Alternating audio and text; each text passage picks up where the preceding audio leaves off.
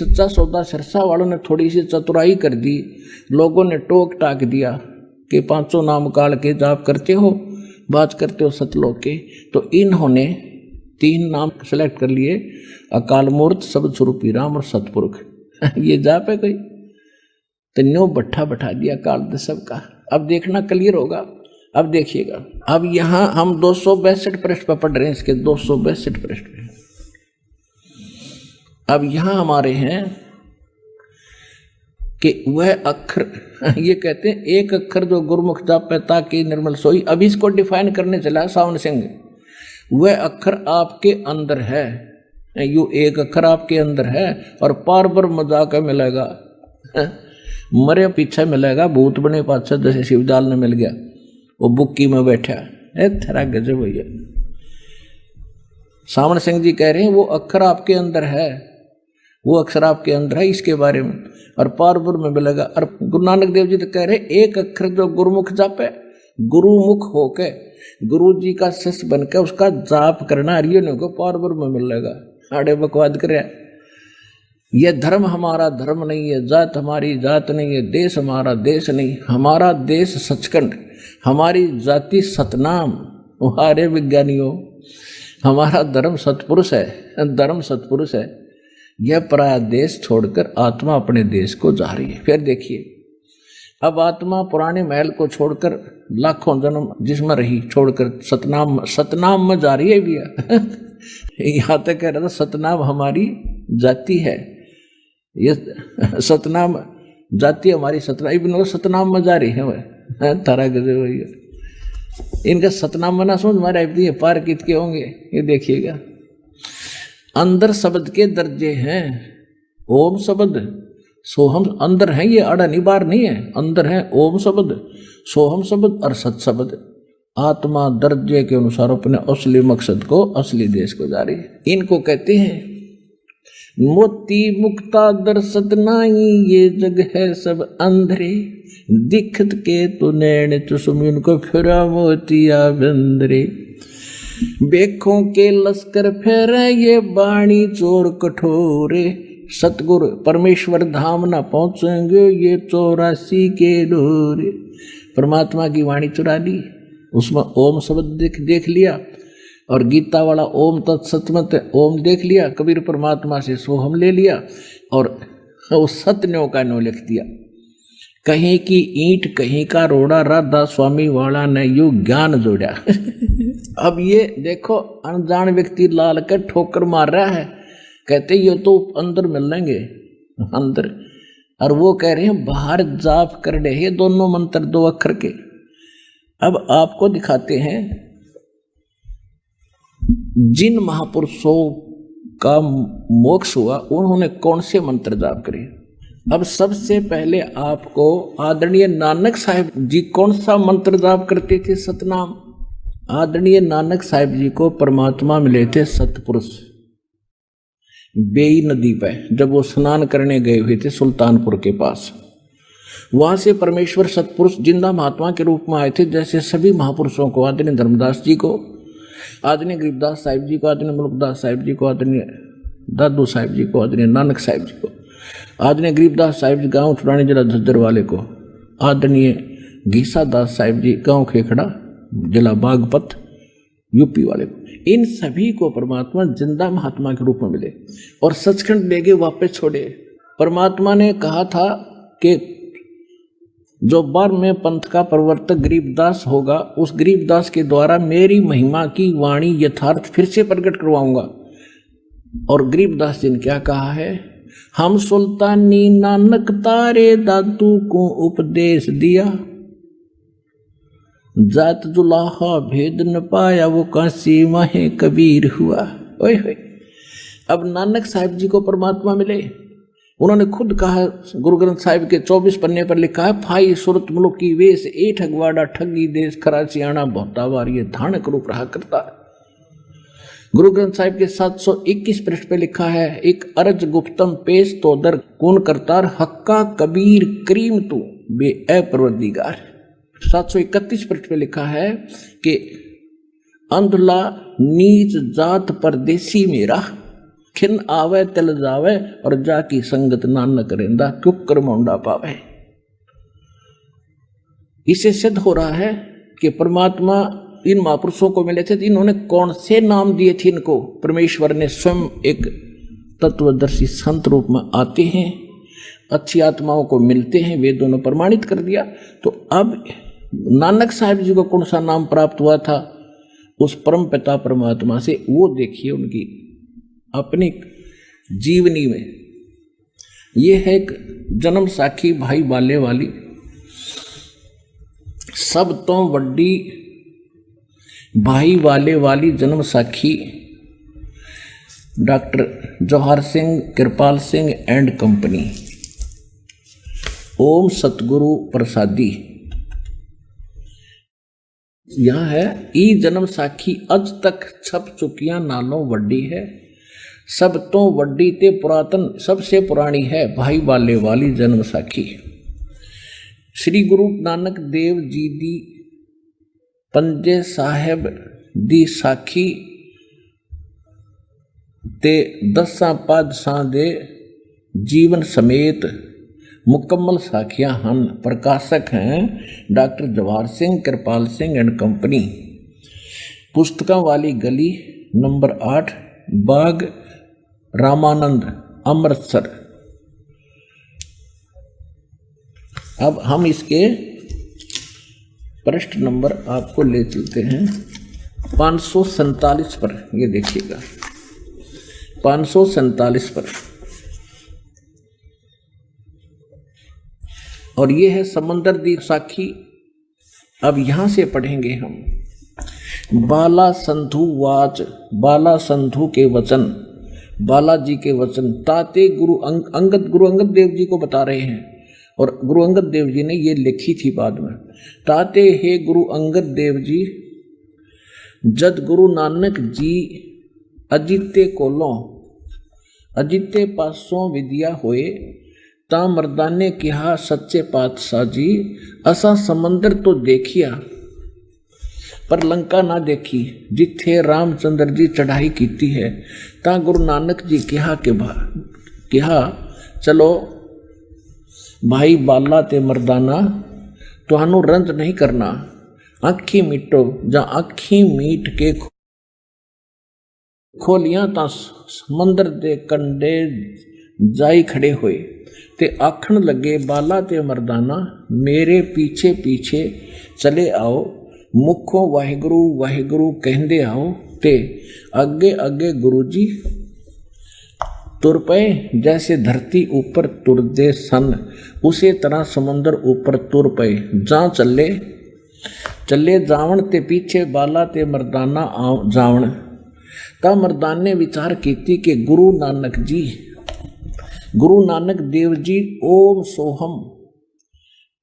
सोहम जपदे जांदे हन। ता मर्दाना भी ओम सोहम लग्गा जपण, लते लग्गा गोते खावण। ता गुरु नानक जी देखण, ता मर्दाना गोते खांदा है। ता गुरु नानक जी कहा, मर्दाना गुरु दी करनी वल नहीं वे देखना, गुरु ते बचना पर चलना से सदा चाहिए। तो मर्दाना वही आख जे असा आख्या है। ता मर्दाना फिर लग गया वाहे गुरु कहन, ता फिर जल ऊपर उसे तरह तुरन लगा। सिद्ध हो गया। नानक जी कौन सा जाप करते थे? 2 अक्षर का। अब ये तो आपको दिखाई पंजाबी, क्योंकि आजकल पंजाबी पढ़नी बहुत कम है। कोई ना सोचे गुरु जी डांडी मार गए होंगे, हिंदी और दिखा दूं। अब कहते हैं ना, दूध का जला हुआ छाछ को भी फूक मारता है, तो आप दूध के जले हुए हैं, अब लस्सी का भी फूक मार के पीवाएंगे तो बढ़िया रहेंगे ना, फिर ना कोई वो भी जाकर पड़े। तो अब आपको ऐसा कर देंगे कि सब शंका निवारण हो जाएगी। देखिएगा, ये है भाई बाले वाली गुरु नानक देव जी की साखी। भाई चतर सिंह जीवन सिंह अमृतसर, ये वही है। पंजे साहिब और 10 बादशाह का जीवन संपूर्ण साखियां सहित दर्ज हैं। प्रकाशक हैं भाई चतर सिंह जीवन सिंह अमृतसर।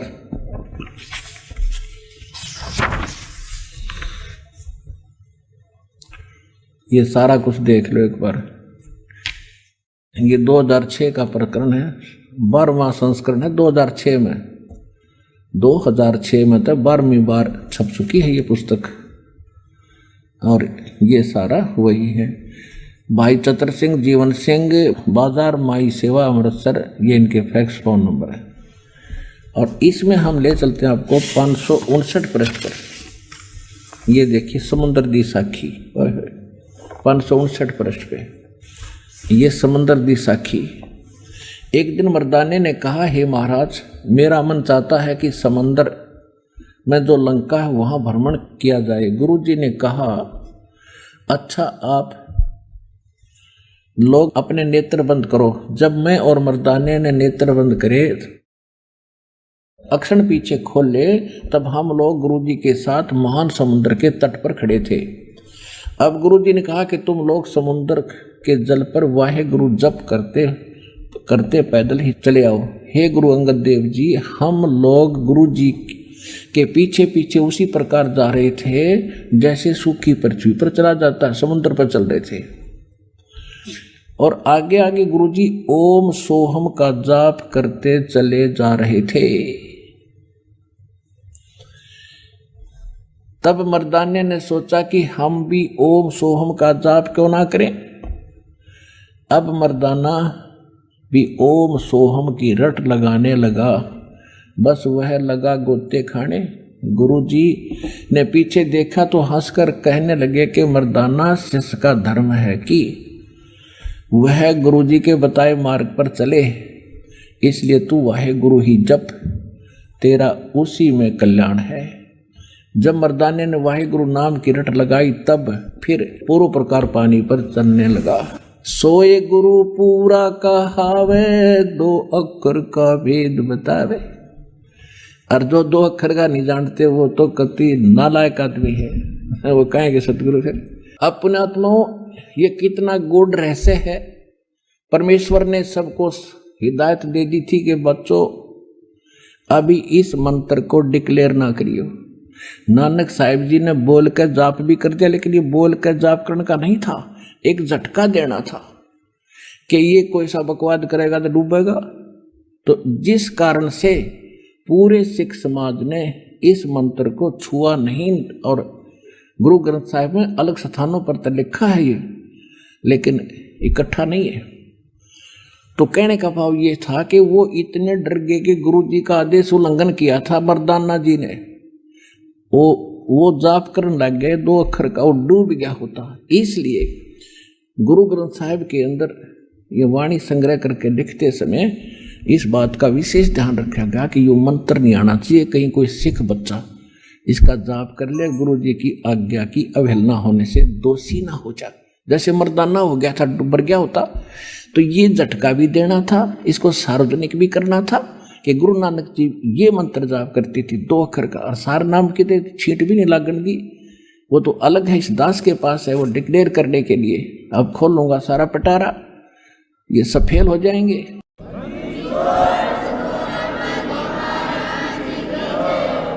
तो गीता अध्याय नंबर 17 के श्लोक 23 में ओम तत्सत इति निर्देश ब्रह्मण तिर्वेद समर्थ है।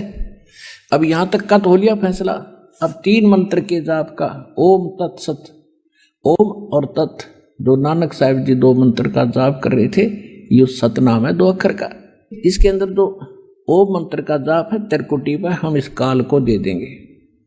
फिर हम आगे चलेंगे, परमात्मा आपके साथ रहेगा इस दास के रूप में। फिर हम 11वां द्वार पार करके अक्षर पुरुष के लोक में प्रवेश करेंगे, वहां इसके सोहम मंत्र की कमाई इसको दे देंगे। फिर हम आगे पहुंचेंगे 12वें द्वार पर, वहां ये सार नाम की कमाई, जो तीसरा सत मंत्र है, उसकी कमाई हमें आगे ले जाकर सतलोक में स्थायी स्थान देगी। ये है complete course of God worship, परमात्मा की भक्ति का ये कंप्लीट कोर्स है। ये दास के पास है और सबका बेड़ा पार होगा, परमात्मा का वचन है।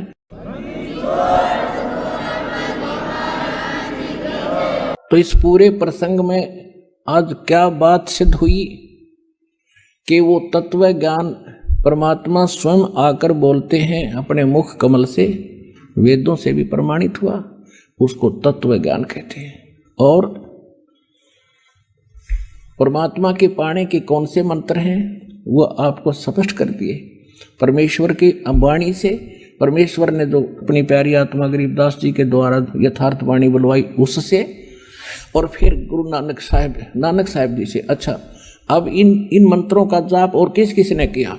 गरीबदास जी कहते हैं, जैसे दास आपको एक होरी शब्द सुनाता है, उसमें सतनाम पालड़ रंग होरी हो, उसमें ओरिजिनल मंत्र ये है, ओहम सोहम पालड़ रंग होरी हो, 14 लोक चढ़ावे राम रंग होरी हो, 3 लोक पासे अंग धुर रंग होरी हो, तो ना तुले तुलाया राम रंग होरी हो।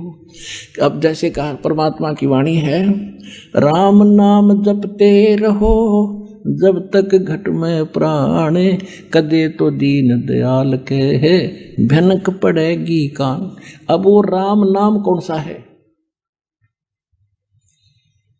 गरीबदास जी ने कहा है, राम नाम जप कर थर होई, थर माने स्थाई स्थान अमरलोक प्राप्त करोगे।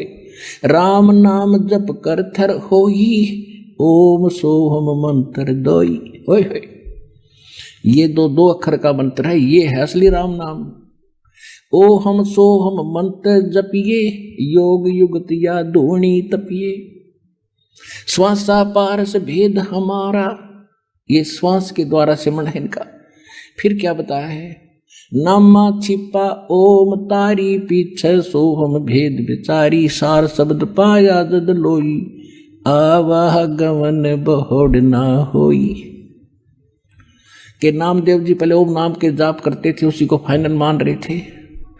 जैसे परमात्मा के गुणों में आपको वेदों में दिखाया है कि वो अच्छी आत्माओं को मिलते हैं, उनको ज्ञान से परिचित कराते हैं। उसके बाद नामदेव जी उस दूसरे मंत्र का भी जाप करने लगा। नामा छिपा, वो छिपी जाति में थे।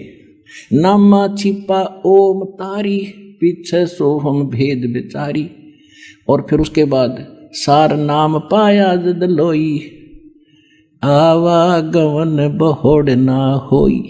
फिर आदरणीय धर्मदास साहिब जी को परमात्मा ने यही मंत्र दिए थे, ओहं सोहम शब्द प्रकाशा।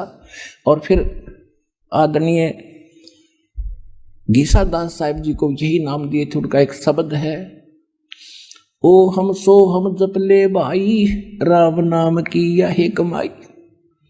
लेकिन सार नाम पुणात्मा इनसे भिन्न है, उसके बिना बात नहीं बने। जैसे ये 2 मंत्र का सतनाम बनता है, ये 2 अक्षर का, और सार नाम इनसे न्यारा है। तो ये कंप्लीट कोर्स इस दास के पास है, पूरे विश्व का कल्याण होगा जो नाम ले लेगा। आओ, हम पलकें बिछाई बैठे हैं, अपना कल्याण कराओ परमात्मा के बच्चों, बहुत जन्म खो दिए तुमने।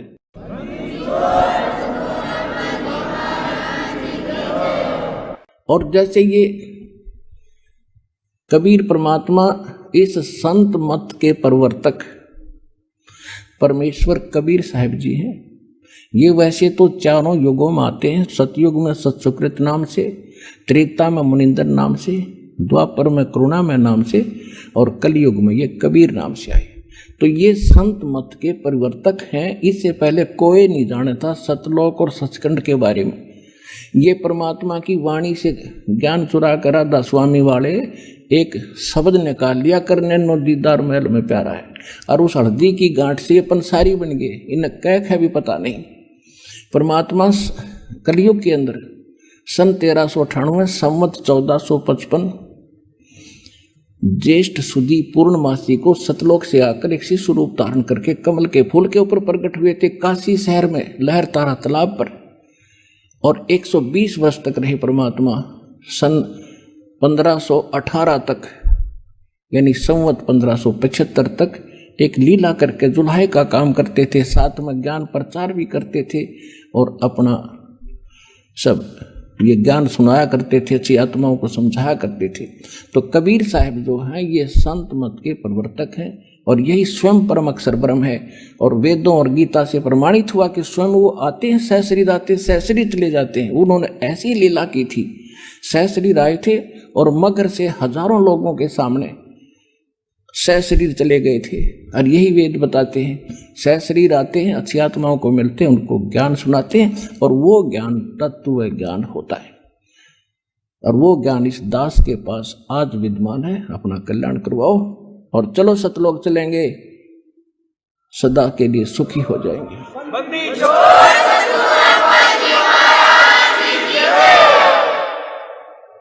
सत साहिब। अब आपको दो एक अनुभव सुनाएंगे पुण्यात्माओं। ये कोई बार बार समय नहीं मिलता। तपस्वी हजार हजार वर्ष तक शरीर को फूकते रहे, भगवान मिला नहीं। और यहाँ तो कोई असुविधा है को नहीं, बढ़िया भोजन खिलाकर अपने बच्चों को उड़ाकर रजाई बैठा रखा है, और ऊपर ते वर्षा अमृत की आत्मा तृप्त हो रही है। कितने दयालु है परमेश्वर। अपने बाप ऐसा होता है जो बच्चों को सब सुविधा देता है और उनके कल्याण उद्देश्य ही रखता है कि इनका सुख हो, इनका मोक्ष हो, इनका भला हो। तो ये उद्देश्य परमात्मा कबीर साहब का ही है। आप उसके बच्चे हो, सारी सुविधा आपको देता रहेगा। लेकिन अब चूकी हो ना इस दाव ने, फिर कदे दाव नहीं लगेगा, बहुत युग बीत जाएंगे। सत साहिब।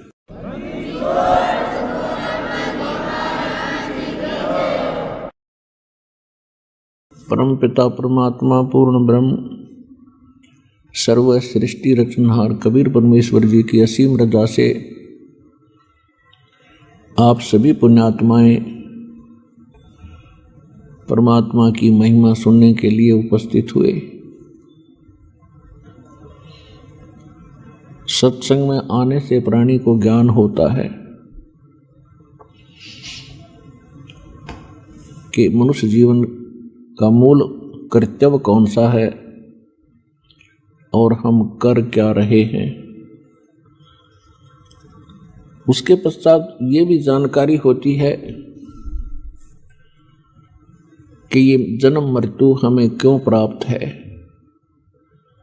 ये अच्छी चीज नहीं।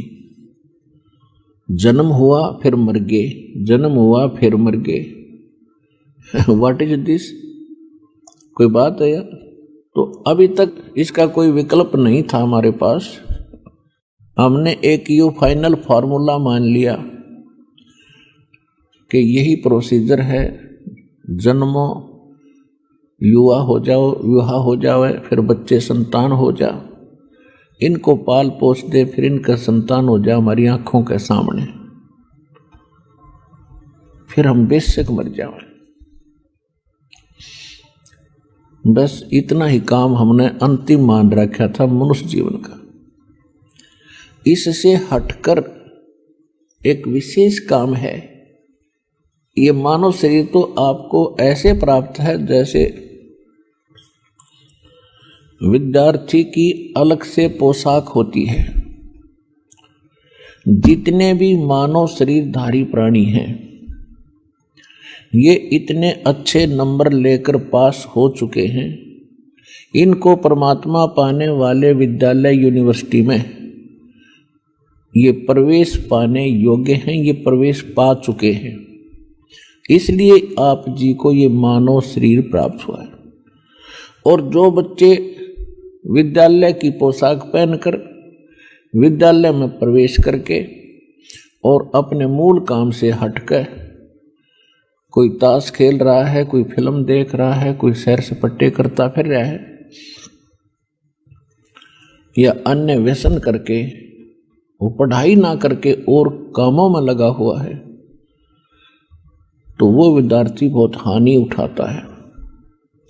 ठीक इसी प्रकार आप मानव शरीर प्राप्त करके जो भक्ति नहीं कर रहे हो, आप अपने मूल उद्देश्य से हटकर अन्य कार्य कर रहे हो। वही कार्य ही कर रहे हो जिस कारण से आप उस विद्यार्थी की तरह जो पढ़ाई नहीं करता फिर बाद में बहुत पछताता है। एक समय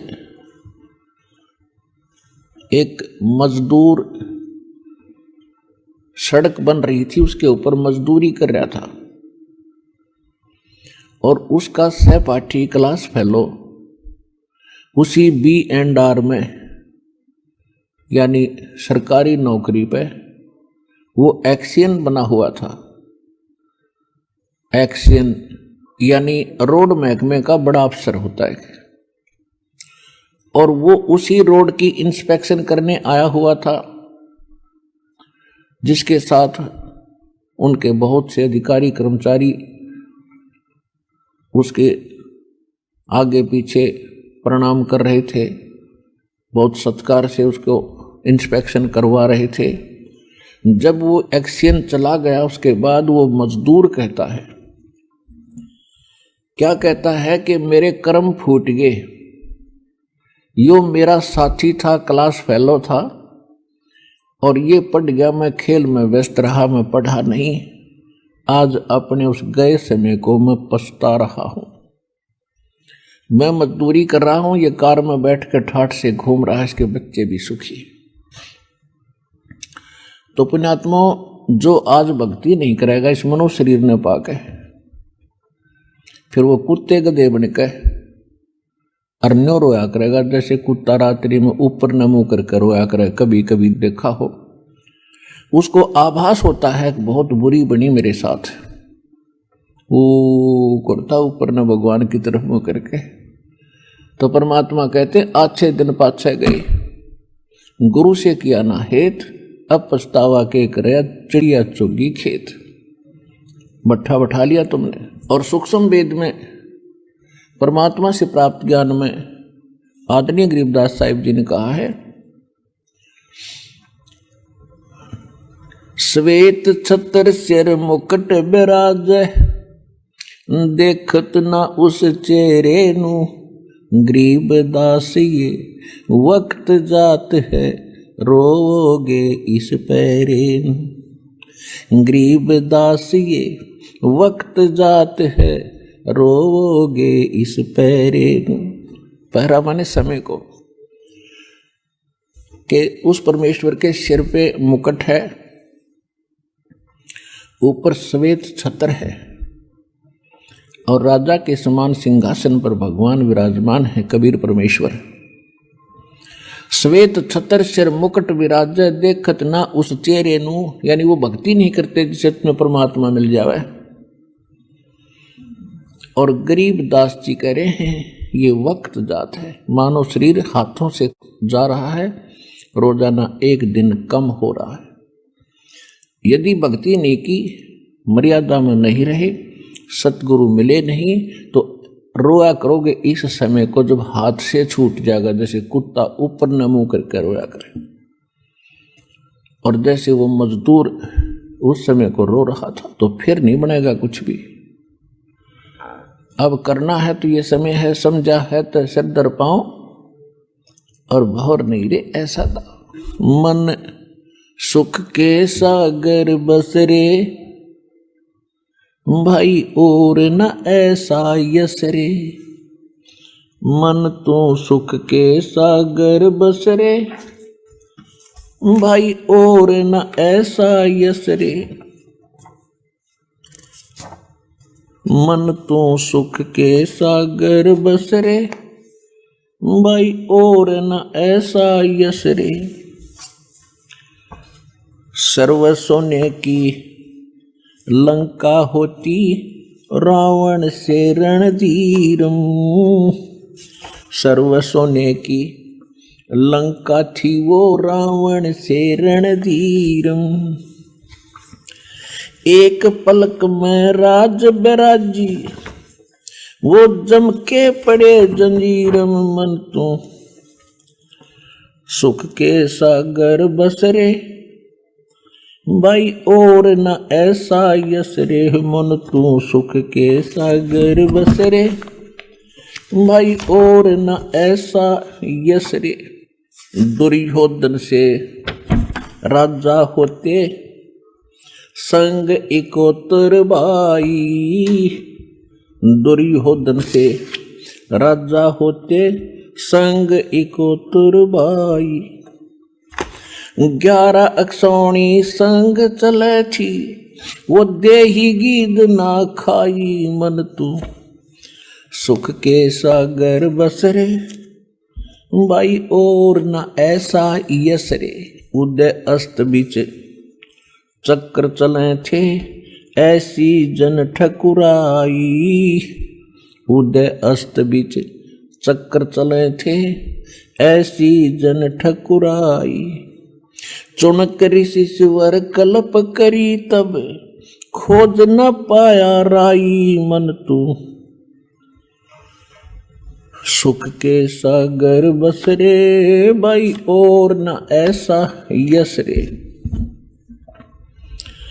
60,000 सगड़ के होते, कपिल मुनीश्वर खाए। 60,000 सगड़ के होते, कपिल मुनीश्वर खाए। एक पुत्र उत्तान पाद का, वो देव पद पाए। मन तू सुख के सागर बसरे, भाई और न ऐसा यस रे। भाई राम नाम पर लाद पढ़े थे, इरना कुछ ना बाए। राम नाम पर लाद पढ़े थे, इरना कुछ ना बाए। नरसिंह रूप धरे नारायण, वो खम्भ पाड़ के आए। मन तू सुख के सागर बसरे, भाई और न ऐसा यस रे। नामदेव नाम परमात्मा का रटते, जाकी छान छवाई। नामदेव नाम राम का रटते, जाकी छान छवाई। एक पलक में देवल फेरा, व मर्तक गऊ जवाई। मन तू सुख के सागर बसरे, भाई और न ऐसा यस रे। भाई काशीपुरी कबीरा होते, ताही लखोरे वाई। काशीपुरी कबीरा होते, ताही लखोरे वाई। आप के सोबन जारा बन उतरे, वा 9 लख बालद आई। मन तू सुख के सागर बसरे, भाई और न ऐसा यस रे। कनक जनेऊ कंद दिखाया, भक्ति करी रविदासा। भाई कनक जनेऊ कंद दिखाया, भक्ति करी रविदासा। दास गरीब कौन गति पावे, वो मगहर मुक्त बिलासा। मन तू सुख के सागर बसरे, भाई और न ऐसा यस रे। अपने आत्माओं, यहाँ की इस संसार की व्यवस्था और सतलोक की व्यवस्था की भिन्नता, उसमें अंतर बता रहे हैं परमात्मा। परमेश्वर के उस अमर ज्ञान सूक्ष्म वेद से परिचित आदरणीय गरीबदास साहिब जी क्या संदेश दे रहे हैं, जो परमात्मा से प्राप्त हुआ कि मन तो सुख के सागर बस रे, और नहीं ऐसा यस रे। यस माने महिमा, यानी किसी की जो बड़ाई। अब जैसे कोई अच्छा राजनेता बन गया, या कोई सिद्धि प्राप्त करके कोई संत प्रसिद्ध हो गया, किसी का बुरा कर दिया, किसी का भला कर दिया, उसकी मंडी बन गई, उसकी मंडी बन गई, वहाँ पूजन लाग गए। मनमाने वो एक संत या राजनेता अपनी बनी हुई स्टैच्यू पर उसकी मूर्ति बना लेते हैं, साल भर में एक बार माला डाल देते हैं उसकी आदर करने के लिए, और मनमाने वही कबूतर बनकर अपने ही उस स्टैच्यू पर अपनी तस्वीर पर वही टट्टी पेशाब कर रहा है उस सर पर बैठ के। तो खाक बढ़ाई है यार। गधा बन के कितना कुमार का लटखा रहा होगा वो, जिसकी मूर्ति बना कर माला डाल कर आदर किया जा रहा है। ये खाक यस है। ये क्या महिमा हुई? तो यहाँ परमात्मा बताते हैं, मन तो सुख के सागर बस रे भाई और न ऐसा यस रे। यदि तू महिमा बनाना चाहता सतलोक में चल, सारा संसार सरा होगा बड़ा भगत था भाई, किसी की आत्मा नहीं दुखाई और नियमित रहा, व्यवहार का पक्का था।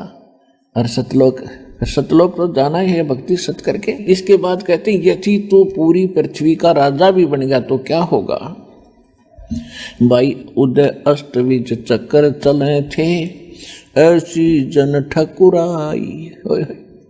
सूर्य उदय हो और अस्त हो, यानी पूरी पृथ्वी का राजा था, एक मान था चक्रवर्ती राजा, और वो फूला नहीं समावा था।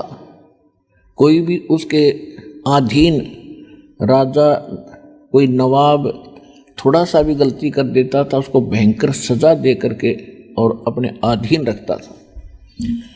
कहते हैं शेर ने सवा शेर मिल ही जाता है। एक चुनक नाम के ऋषि, जैसे आपको बहुत बार कथा सुनाई है, इस काल का पुजारी था, ब्रह्म का साधक था, और ब्रह्म तक के साधक को परमात्मा ने उनको काल ही बताया है। काल का पुजारी काल वाले काम कर सकता है। जो साधना इन ऋषियों ने की वो मोक्षदायक नहीं थी, उससे परमात्मा मिला नहीं, इनमें सिद्धियां आगी, एटम बम बन गए। तो मानधाता चक्रवर्ती राजा की इस चुनक ऋषि ने 72 अक्षौणी सेना का नाश कर दिया था। एक वचन से सिद्धि से अपनी पुतली बनाई, 4 परमाणु बम बनाकर छोड़ दिए। 72 अक्षौणी सेना, 72 करोड़ समझ लो सीधी सी भाषा में, सेना को एक ऋषि ने नाश कर दिया। अब पहले तो उस मानधाता चक्रवर्ती, यानी चक्रवर्ती माने ओरा controller in on the earth, पूरी पृथ्वी का कुल मालिक। पहले तो उसकी महिमा थी, सारी पृथ्वी का राजा है, मानधाता चक्रवर्ती है, उसका यश था। और फिर उस चुनक ऋषि का यश हो गया कि उसने वैसा कमाल कर दिया, चक्रवर्ती राजा की सारी सेना का नाश कर दिया। अब फिर उस ऋषि की महिमा होगी। अब वो ऋषि के बनेगा अगले जन्म, और राजा क्या बनेगा? राजा बनेगा गधा, स्टार्ट से ही ये नियम है मालिक का। राजा तो सारे पाप पे पाप करे सारे जीवन में, तो ऋषि साथ में जिसे इसने साधना भक्ति नाम ओम का जाप किया, वो पुण्य और वो कमाई बन गई, और उधर से 72 करोड़ सेना मार दी, ये पाप बन गए। तो दोनों अकाउंट ओपन रहते हैं जब तक कबीर भगवान की शरण में आप नहीं आते हो, तो दोनों भोगने पड़ते हैं, पुण्य भी और पाप भी। तो ये चुनक ऋषि जाएगा महास्वर्ग में, ब्रह्मलोक में, वहां अपनी पूंजी समाप्त करके फिर पुनरावर्ती में शेष पुण्य बचे होंगे तो फिर पृथ्वी का राजा बनेगा। राजा बनकर कोरी कुब्ज कमाओगा, नरे कर्म फोड़ेगा, और फिर जोड़ा जाड़ा यही छोड़कर फिर चलता बनेगा, और फिर बनेगा कुत्ता। और जितने वो सैनिक मारे थे इसने अपनी सिद्धि से, वो सारे सैनिक तब बनेंगे कीड़े, और यो बनेगा कुत्ता, इसके शर में पड़ेंगे और वो इसने नोच नोच कर खाएंगे। तो परमात्मा कहते हैं मन तो सुख के सागर बस रे भाई और न ऐसा यस रे। मन तो सुख के सागर बस रे भाई और न ऐसा यस रे।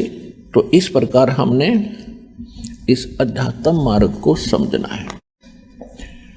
अपनात्माओं, अध्यात्म मार्ग को समझने के लिए हमें थोड़ा सा समय लगाना पड़ेगा। हम एक रोटी के लिए कितना समय लगाते हैं, कई मजदूरी करते हैं, कोई किसान का काम करता है, कोई अधिकारी कर्मचारी बनकर अपनी रोजी रोटी के लिए ही हम बहुत समय लगाते हैं। इसमें से थोड़ा सा समय भगवान की तरफ लगा दो, इतना ही पर्याप्त है। 24 घंटे होते हैं एक दिन रात में, इसका 10% भी भगवान की तरफ लगा दोगे, यूं ये बरकत कर देगा आपने। 10% समझ लो, लगभग 3 घंटे लगा लो, इससे आपको बहुत फायदा हो जाएगा, बहुत लाभ मिलेगा। जब आपको परमात्मा का यथार्थ ज्ञान हो जाएगा और पूरे संत मिल जाएंगे तो मोक्ष में संशय नहीं है, यदि आप मर्यादा में रहकर भक्ति करते रहोगे। ये तो बेसिक लिख लेना कि डायरी में, आपको ये सब कोर्स प्राप्त होगा कंप्लीट। इसके योग्य बने रहना, आजीवन मर्यादा में रहना, आप यहाँ से जहाज में बैठ के जाओगे सतलोक के अंदर। या तो चिंता ना करिए।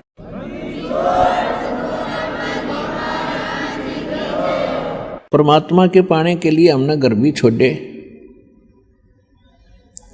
और हम राज भी त्याग गए। आज तो राज प्राप्ति के लिए पता नहीं के खड़दू उतार दे इंसान। हमने राज भी त्याग दिए और परमात्मा के पाने के लिए हम घोर तप किए, शरीर सुखा दिया, सूख के कांटे हो गए, दीमक चढ़ गई, भगवान नहीं मिला। वो क्यों ना मिला? क्योंकि वो तो काट के हथौड़े थे और डांडी काटने का प्रयत्न था, वो कद्दे भी ना कटे, काट के हथौड़े थे और डांडी काटे। यानी बड़ा पेड़ हो कोई और उसको कोई काट के हथौड़े से काटे तो मूर्ख हो। उसके काटने की वो सही औजार मिलने के बाद 2 घंटा में मूछ देगा उसने, पट्टाए पट पार मारेगा ठाके। तो आपको वो तेज हथियार दे दिए हैं, सारनाम सतनाम और प्रथम मंत्र।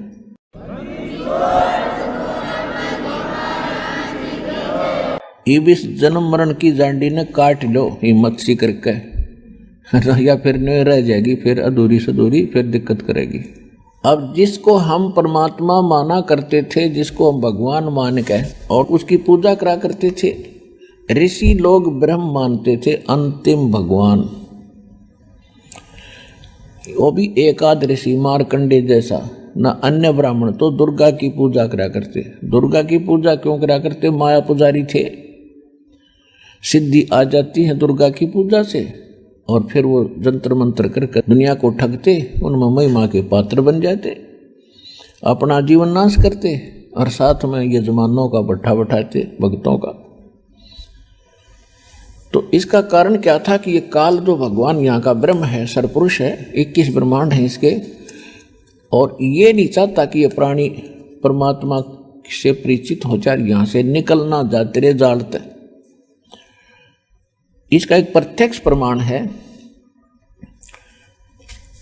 एक भक्त मिला, पहले 10 गांव में सत्संग किया करता था।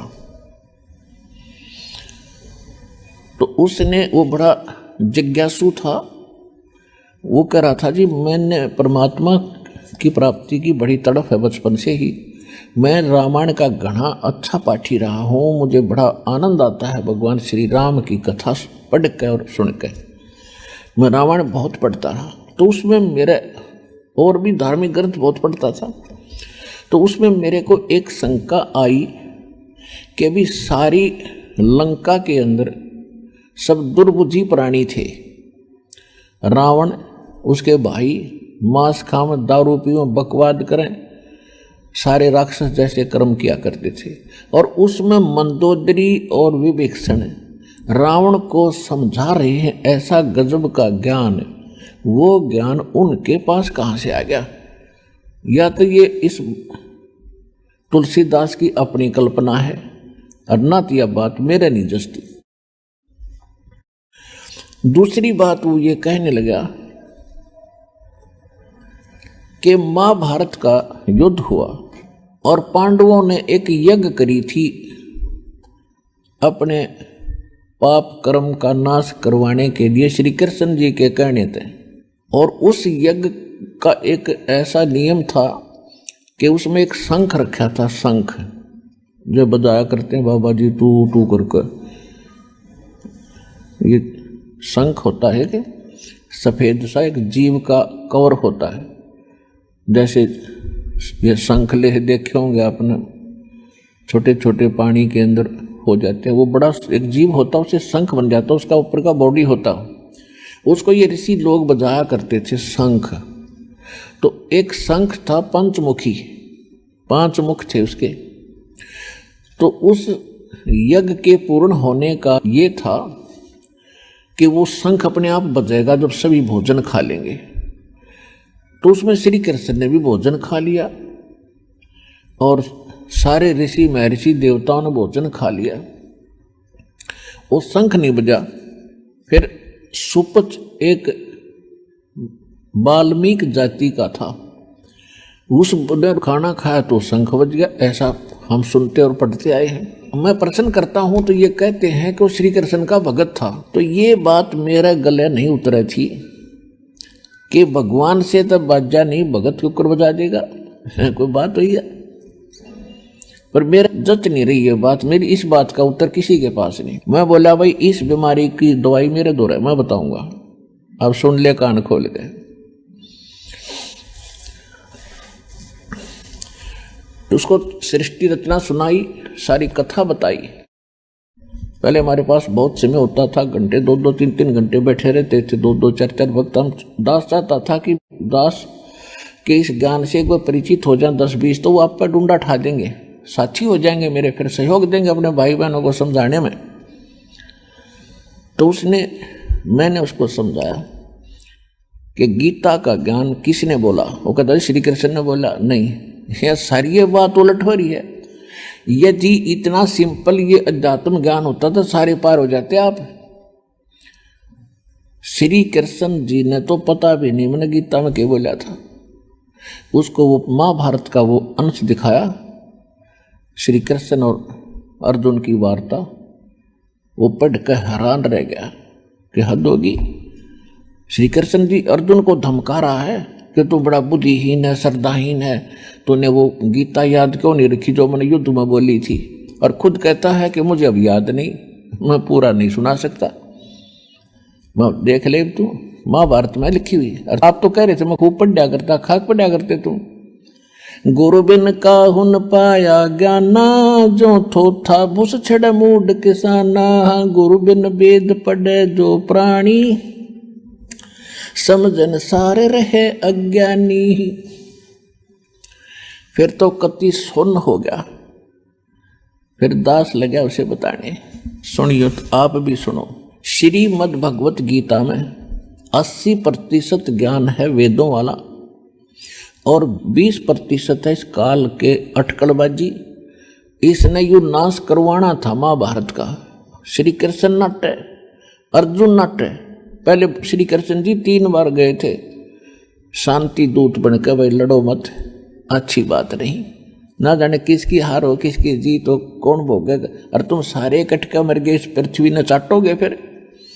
और जब नहीं मानने लास्ट में श्री कृष्ण जी ने तो यहाँ तक कह दिया था भाई एक तरफ मेरी सेना होगी, एक तरफ मैं होऊंगा, और मैं तो हथियार भी नहीं उठाऊंगा।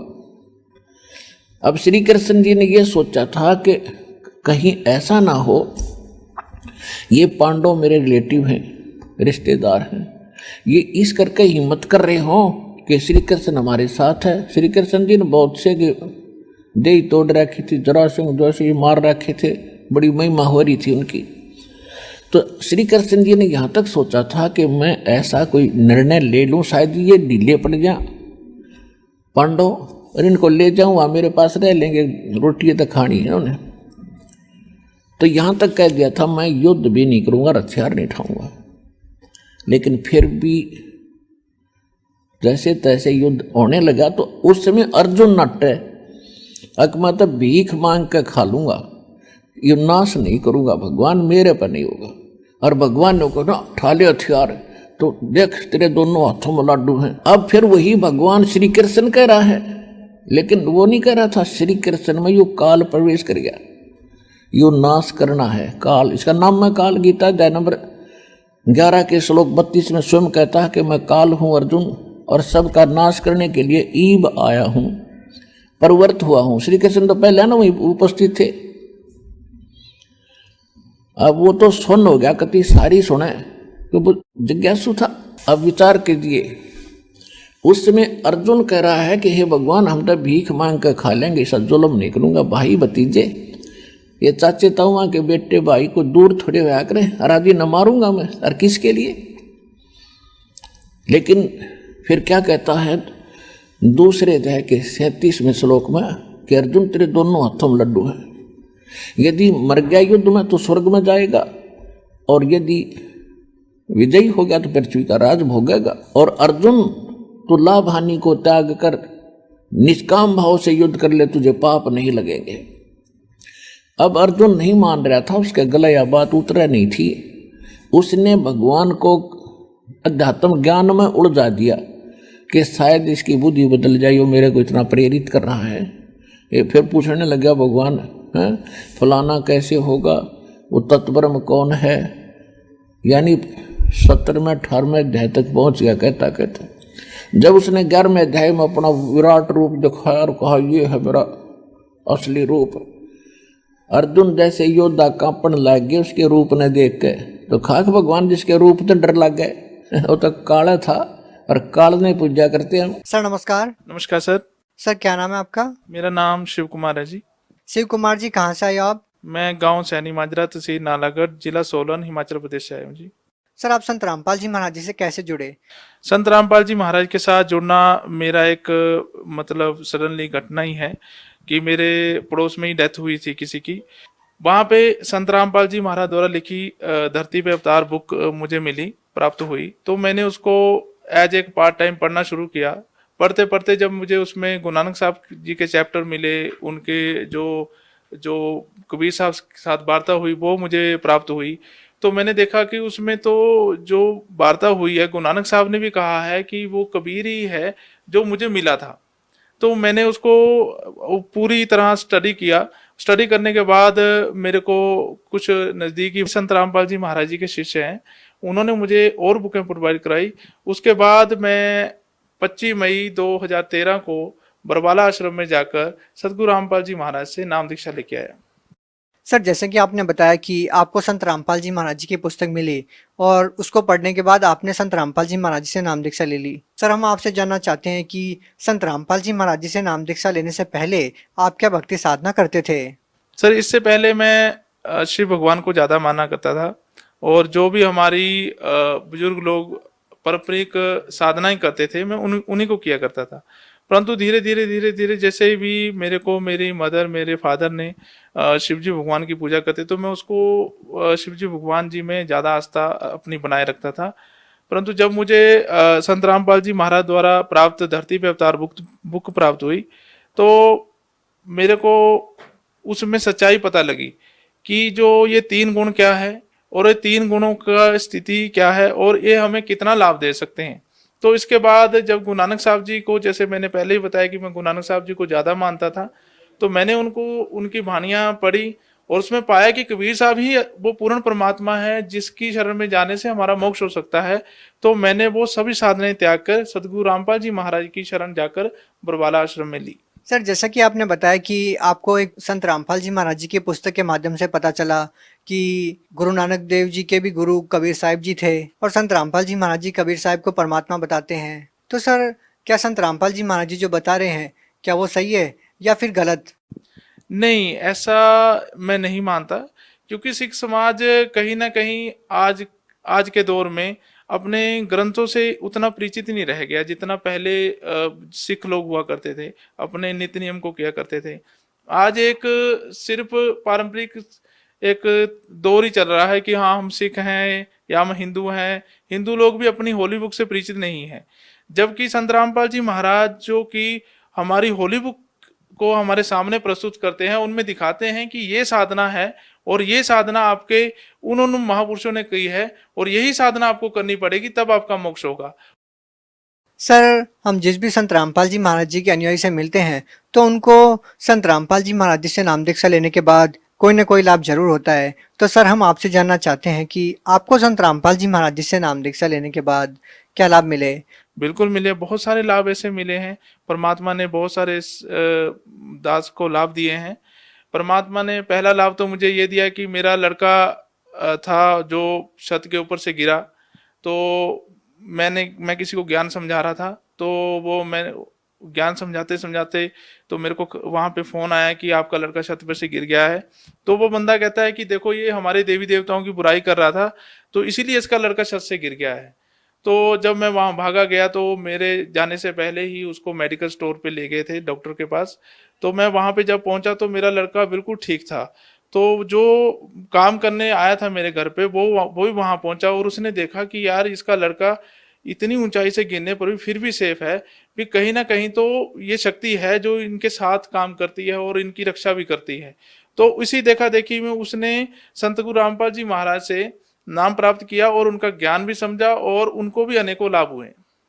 मेरे को इसके अलावा मैं काफी कर्जे में आ चुका था, परमात्मा की दया से, सदगुरु रामपाल जी महाराज की दया से मेरे को इतना बड़ा लाभ हुआ कि जो मेरी जमीन, मतलब मैं एक्सपेक्ट भी नहीं कर सकता था कि उसका 3 से 4 लाख रुपया मुझे बड़े जोर से मिलेगा, वही मेरी जमीन मुझे 12 से 13 लाख रुपया देके गई। मैं गुरु जी के कितने चमत्कार गिनाऊं कि उन्होंने मुझे कितना लाभ दिया है। परमात्मा ने संत रामपाल जी महाराज ने मुझे कण कण में मेरे साथ साथ चले हैं और मेरे को आर्थिक लाभ देते हुए, मुझे गोदी में उठाते हुए, दुखों के पलों में गोदी में उठाते हुए और मेरे को अपने अपने सानिध्य में रखते हुए, मुझे काल से बचाते हुए और इस भक्ति पे लगाते हुए अनेकों लाभ ऐसे दिए जिनको मैं गिना भी नहीं सकता। इसके अलावा मेरे को मेरी धर्मपत्नी को बवासीर की प्रॉब्लम थी, मालिक की दया से वो भी ठीक हो गई सदगुरु रामपाल जी महाराज की दया से। और मैं दास का एक छोटा सा ढाबा है, उस पर भी परमात्मा बंदिश और सदगुरु रामपाल जी महाराज की दया से बहुत अच्छा चल रहा है। और मालिक ने इस दास को एक और नया बिजनेस ओपन करवाया है, मालिक बंदिश और सदगुरु रामपाल जी महाराज ने, उसमें भी मालिक अब इस दास पर बहुत सारी दया कर रहे हैं। इसके अलावा मेरी माता जी को भूत प्रेत की बाधा थी, जो जब मैं उनको नाम दिला के गया 25 मई 2013 को बरवाला आश्रम से, तो जैसे ही हम घर पे आए तो मैं अपनी माता जी को सदगुरु रामपाल जी महाराज द्वारा दिए गए जो शास्त्र अनुकूल साधना है उसके बारे में बता रहा था। तो अचानक ही उनमें से वो भूत प्रकट हो गया और बोला कि तू वहां चला गया इसलिए बच गया, नहीं तो तेरे पूरे परिवार को मैं नष्ट कर देता। तो मैंने उनसे पूछा कि हमारी आपसे क्या दुश्मनी है? कहता तेरी मेरे से कोई दुश्मनी है, परंतु मैं तेरे परिवार को नष्ट करने के लिए ही आया था।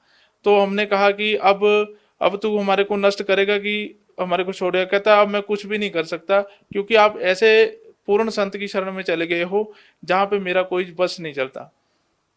तो मुझे वहां से दृढ़ विश्वास हो गया कि जहां भी मैं गया हूं वो पूर्ण है और उसका ज्ञान पूर्ण है, उसका समाधान पूर्ण है और वो भक्ति भी पूर्ण है। सर, जैसे कि आपने बताया कि संत रामपाल जी से नाम दीक्षा लेने के बाद आपको बहुत सारे लाभ मिले। सर, जो लोग संत रामपाल जी महाराज जी से नाम दीक्षा लेना चाहते हैं वो उनसे नाम दीक्षा कैसे प्राप्त कर सकते हैं? देखो, आज तो बहुत संत गुरु रामपाल जी महाराज की दया हुई है, जगह जगह नामदान सेंटर खुले हुए हैं। टीवी पे सत्संग आता है, उसके नीचे एक पीली पट्टी आती है, उस पे नंबर लिखे हैं, उन नंबरों पे कॉल करके अपने नजदीकी नामदान सेंटर पे जाके आप निःशुल्क नामदान दीक्षा ले सकते हैं। जी, धन्यवाद। सत साहिब जी।